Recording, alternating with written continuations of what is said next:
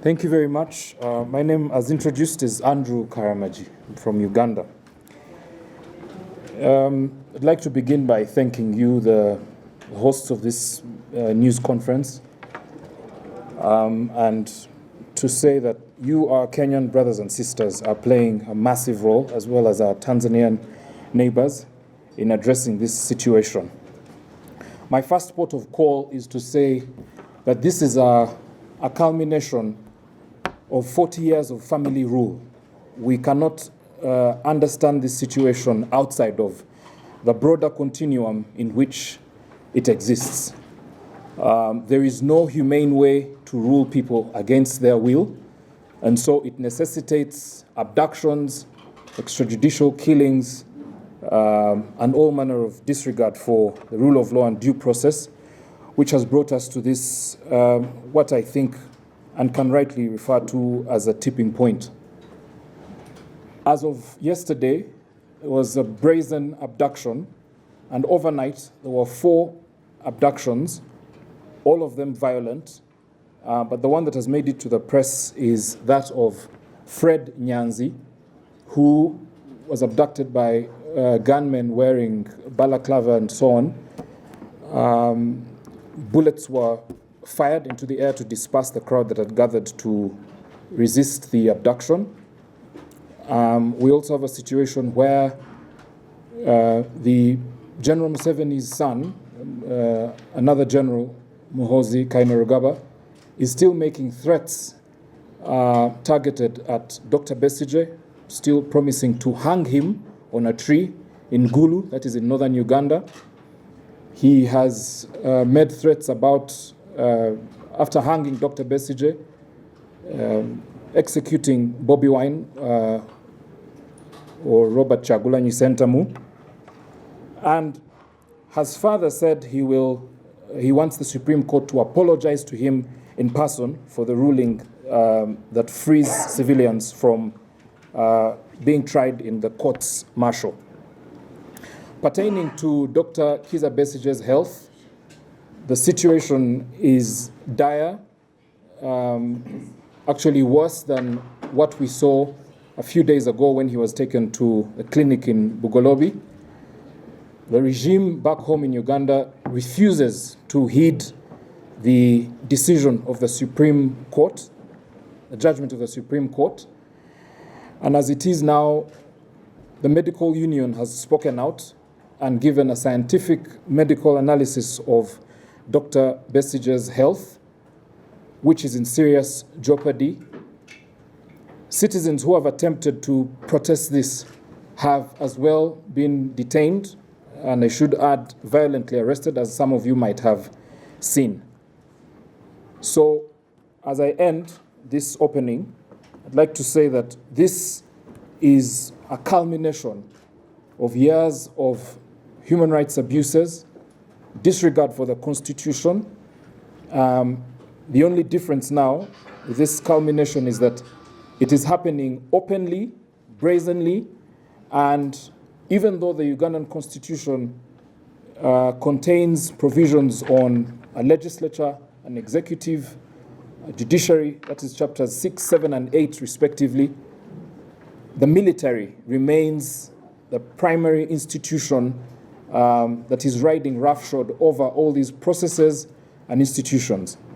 The judiciary is clearly incapable of enforcing its own judgments because of the militarization of just about everything in the country. That's the situation. I'll be happy to take questions, comments, or queries about the same. But first, let my colleagues read the statement. Thank you. 18 days have passed since the Supreme Court of Uganda ruled on 31st January that the trial of civilians before military courts in criminal cases is unconstitutional and that any such cases must be transferred to ordinary courts.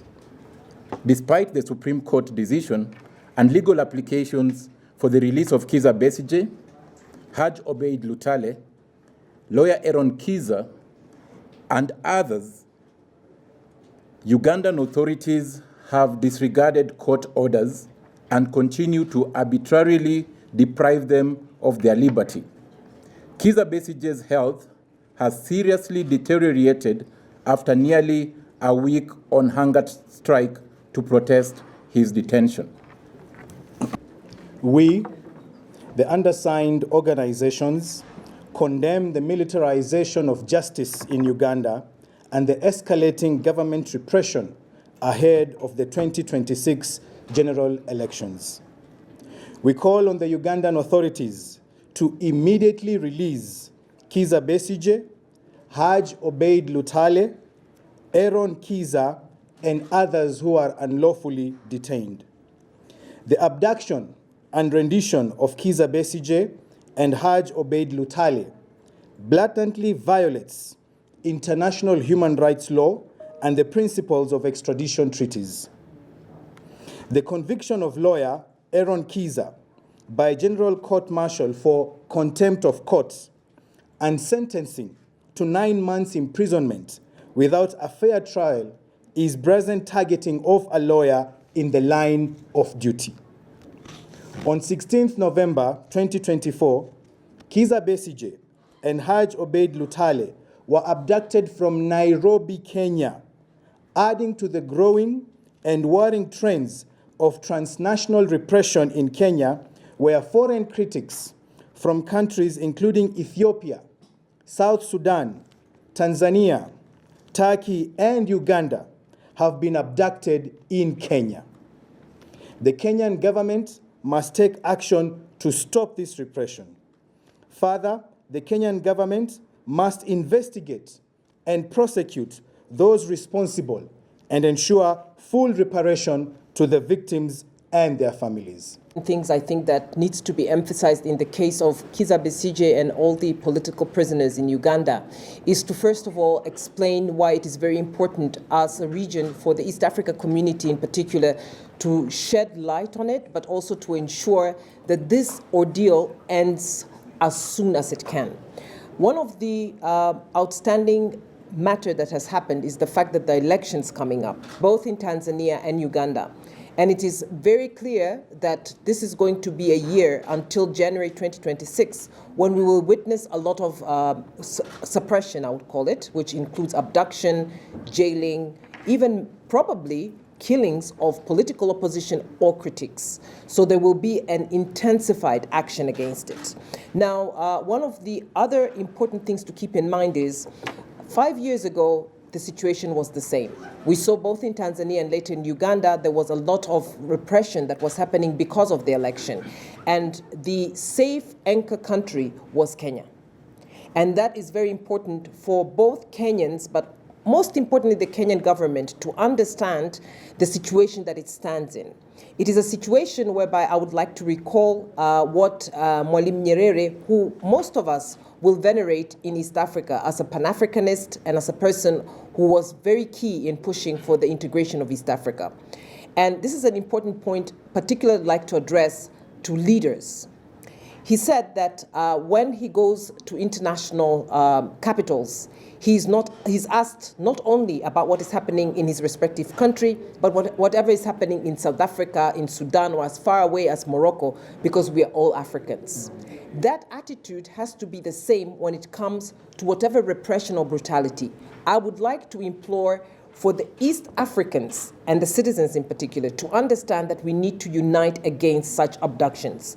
Because leaders have to understand, to be critical, to be a political opposition member is not a crime.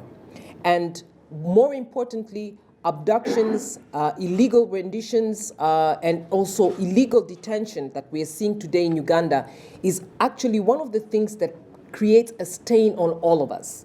And for that reason, on the part of Tanzanians, on the part of East Africans, it is very important for us to call on the Ugandan leadership to immediately ensure that the rights of Kizza Besigye and all political prisoners are respected and that they're released and they're provided the bail that they're supposed to under the law. But most importantly is to ensure that their human rights is respected. Regardless of whatever personal feelings we may have, personal views, human rights is key.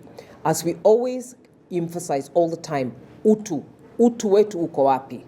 We have to always respect utu wetu. Asanteni.